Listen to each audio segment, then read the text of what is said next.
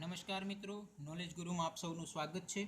આજના વિડીયોમાં આપણે ગુજરાતના જિલ્લા અને તેની રચનાનો અભ્યાસ કરીશું। તો શરૂ કરતાં પહેલાં આપ સૌને હું કહેવા માંગીશ કે જો તમે અમારી ચેનલમાં નવા હો અને નોલેજ ગુરુને હજુ સુધી સબસ્ક્રાઇબ ન કરી હોય તો તમે ચેનલને સબસ્ક્રાઇબ કરી શકો છો, જેથી તમને અમારા આવનારા વિડીયોની અપડેટ મળતી રહે। તો શરૂ કરીએ ગુજરાતના જિલ્લા અને તેની રચના। તો સૌથી પહેલાં ગુજરાતની સ્થાપના 1 મે 1960 બૃહદ મુંબઈ રાજ્યમાંથી થઈ। ત્યાર પછી એવો સવાલ પૂછાય કે ગુજરાતની સ્થાપના વખતે ગુજરાતમાં કેટલા જિલ્લાઓ હતા? તો ગુજરાતની સ્થાપના વખતે 17 જિલ્લાઓ હતા। ત્યાર પછી ગુજરાતની સ્થાપના વખતે 182 તાલુકાઓ હતા। ત્યાર પછી એવો સવાલ પૂછાય કે હાલમાં ગુજરાતમાં જિલ્લાઓની સંખ્યા તો 33। ત્યાર પછી હાલમાં ગુજરાતમાં કેટલા તાલુકાઓ છે? તો 249 તાલુકાઓ છે। જો ઓપ્શનમાં 249 ન હોય તો 251 પણ લખી શકાય। ત્યાર પછી એવો સવાલ પૂછાય કે ગુજરાતમાં છેલ્લે ઉમેરાયેલો એટલે કે નવો બનેલો છેલ્લો તાલુકો કયો? તો છેલ્લો તાલુકો છે ગરુડેશ્વર, જે નર્મદા જિલ્લામાં આવેલો છે ગરુડેશ્વર। ત્યાર પછી એવો સવાલ પૂછાય કે ગુજરાતમાં નવો બનેલો અથવા તો છેલ્લે ઉમેરાયેલો જિલ્લો કયો? તો બોટાદ જિલ્લો છે, જે છેલ્લે અસ્તિત્વમાં આવ્યો છે। તો હવે આપણે શરૂ કરીએ ગુજરાતમાં નવા બનેલા જિલ્લા। તો ગુજરાતની સ્થાપના થઈ 1960। ત્યાર પછીના ચોથા વર્ષે એટલે કે 1964માં મુખ્યમંત્રી બળવંતરાય મહેતાના સમયમાં નવો જિલ્લો બન્યો ગાંધીનગર। તો 17 પછી 18મો જિલ્લો બન્યો છે ગાંધીનગર, બરાબર। તો ગાંધીનગર જિલ્લો ક્યાં બે જિલ્લામાંથી અસ્તિત્વમાં આવ્યો એવો સવાલ પૂછાય તો મહેસાણા અને અમદાવાદ જિલ્લામાંથી નવો જિલ્લો બન્યો ગાંધીનગર 1964માં બળવંતરાય મહેતાના સમયમાં। ત્યાર પછી ગુજરાતમાં અસ્તિત્વમાં આવેલો 19મો જિલ્લો વલસાડ છે। તો વલસાડ જિલ્લો ક્યાં જિલ્લામાંથી અસ્તિત્વમાં આવ્યો?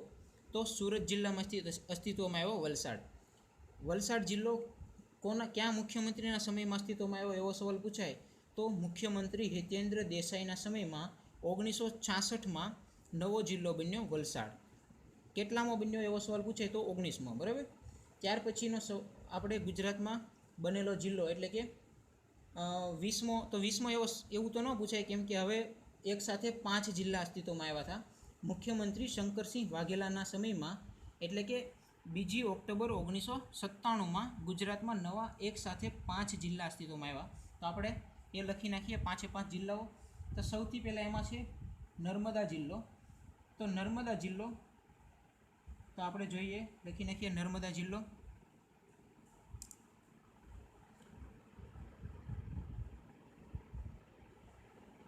નર્મદા જિલ્લો, બરાબર। તો નર્મદા જિલ્લો ક્યાં મુખ્યમંત્રીના સમયમાં અસ્તિત્વમાં આવ્યો હતો? શંકરસિંહ વાઘેલાના સમયમાં। એવો સવાલ પૂછાય કે નર્મદા જિલ્લો ક્યાં જિલ્લામાંથી બનેલો જિલ્લો છે? તો ભરૂચ જિલ્લામાંથી નવો જિલ્લો બન્યો નર્મદા, ઓકે, ભરૂચમાંથી નર્મદા। ત્યાર પછી શંકરસિંહ વાઘેલાના સમયમાં બનેલો બીજો જિલ્લો આણંદ છે। તો આણંદ જિલ્લો તો આપણે લખી નાખીએ અહીંયા આણંદ,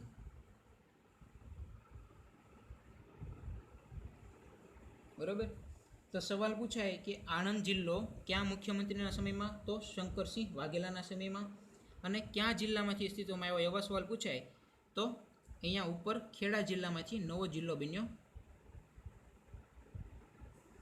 આણંદ, ખેડામાંથી આણંદ, બરાબર। ઊંધું ન થઈ જાય, આણંદમાંથી ખેડા નહીં, ખેડામાંથી આણંદ, બરાબર। ત્યાર પછીનો નવો જિલ્લો બન્યો છે પોરબંદર। તો આપણે લખી નાખીએ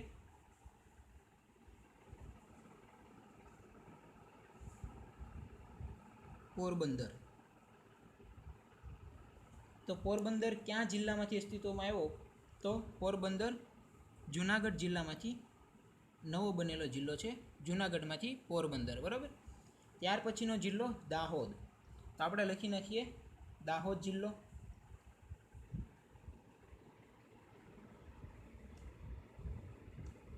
બરાબર। તો એવો સવાલ પૂછાય કે દાહોદ ક્યાં જિલ્લામાંથી અસ્તિત્વમાં આવ્યો? તો દાહોદ અહીંયા બાજુમાં પંચમહાલ જિલ્લામાંથી અસ્તિત્વમાં આવ્યો દાહોદ, બરાબર, પંચમહાલમાંથી દાહોદ। ત્યાર પછીનો જિલ્લો નવસારી। તો આપણે નવસારી અહીંયા લખી નાખીએ,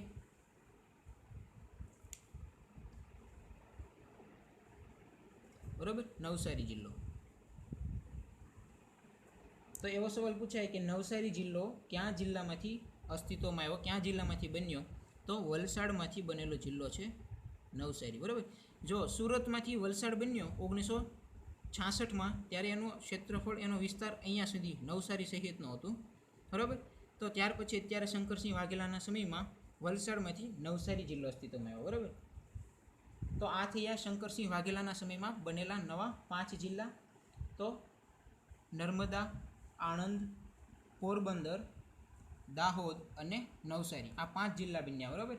તો એનો ક્રમ આપણે નહીં પૂછાય, કેમ કે 5 એક સાથે જિલ્લાની જાહેરાત એક સાથે થયેલી છે, બરાબર.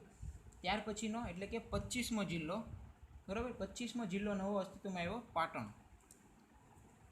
તો લખી નાખીએ પાટણ.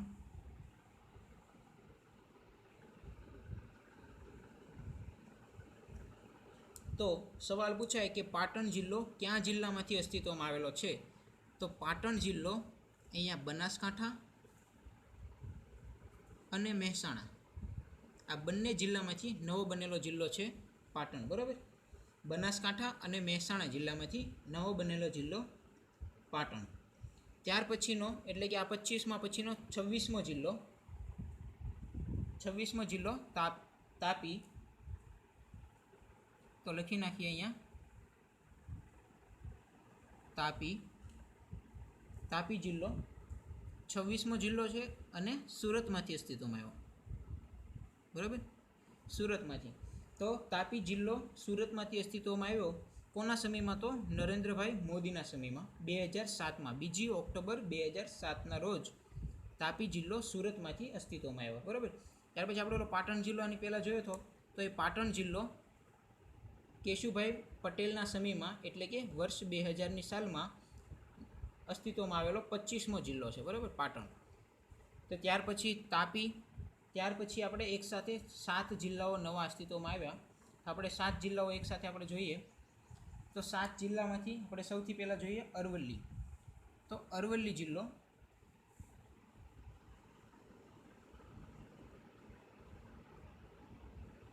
બરાબર.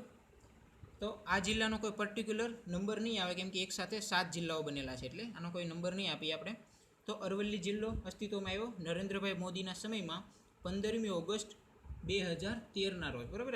નવા 7 જિલ્લાઓ 15મી ઓગસ્ટ 2013ના રોજ નરેન્દ્રભાઈ મોદીના સમયમાં એકસાથે અસ્તિત્વમાં આવ્યા હતા. તેમાં પહેલો આપણે જિલ્લો જોઈએ છીએ અરવલ્લી. તો અરવલ્લી ક્યાં જિલ્લામાંથી અસ્તિત્વમાં આવ્યો એવો સવાલ પૂછાય તો અહીંયા સાબરકાંઠા જિલ્લામાંથી અસ્તિત્વમાં આવ્યો અરવલ્લી, બરાબર. ત્યાર પછી આપણે જોઈએ બોટાદ જિલ્લો.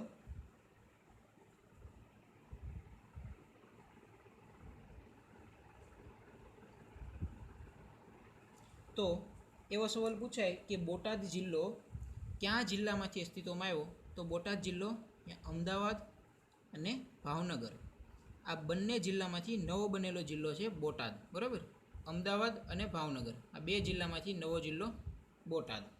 ક્યાં મુખ્યમંત્રીના સમયમાં? તો નરેન્દ્રભાઈ મોદીના સમયમાં, બરાબર. ત્યાર પછીનો જિલ્લો છોટા ઉદેપુર.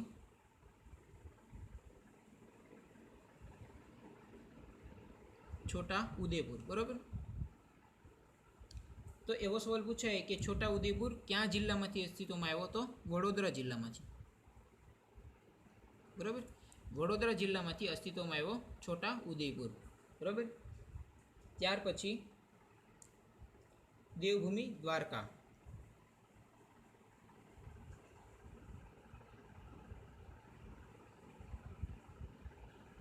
બરાબર, દેવભૂમિ દ્વારકા. તો એવો સવાલ પૂછાય કે દેવભૂમિ દ્વારકા ક્યાં જિલ્લામાંથી અસ્તિત્વમાં આવ્યો? તો બાજુમાં જામનગરમાંથી નવો જિલ્લો બન્યો દેવભૂમિ દ્વારકા. જામનગરમાંથી દ્વારકા, દેવભૂમિ દ્વારકા, બરાબર. ત્યાર પછીનો જિલ્લો આપણે જોઈએ મહીસાગર.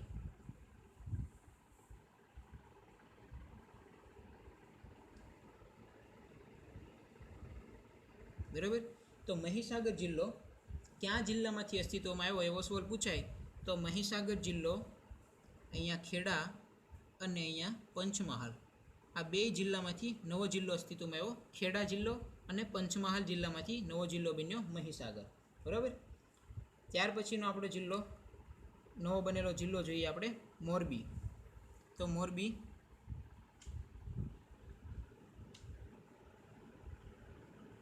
બરાબર. તો એવો સવાલ પૂછાય કે મોરબી ક્યાં જિલ્લામાંથી અસ્તિત્વમાં કયા જિલ્લામાંથી બનેલો જિલ્લો છે? તો મોરબી અહીંયા રાજકોટ,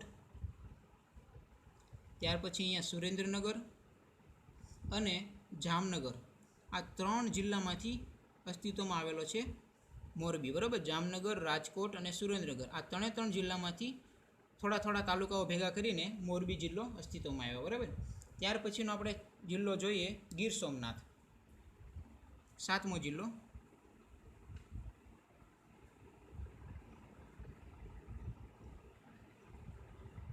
બરાબર, તો એવો સવાલ પૂછાય કે ગીર સોમનાથ જિલ્લો કયા જિલ્લામાંથી અસ્તિત્વમાં આવ્યો, કયા જિલ્લામાંથી છૂટો પડ્યો? બરાબર, તો ગીર સોમનાથ જિલ્લો અહીંયા જુનાગઢ જિલ્લામાંથી અસ્તિત્વમાં આવ્યો. બરાબર, તો આવી રીતે આપણા જિલ્લાઓ નવા અસ્તિત્વમાં આવ્યા. તો સૌથી આપણે ફરીવાર એકવાર સમીક્ષા કરી લઈએ.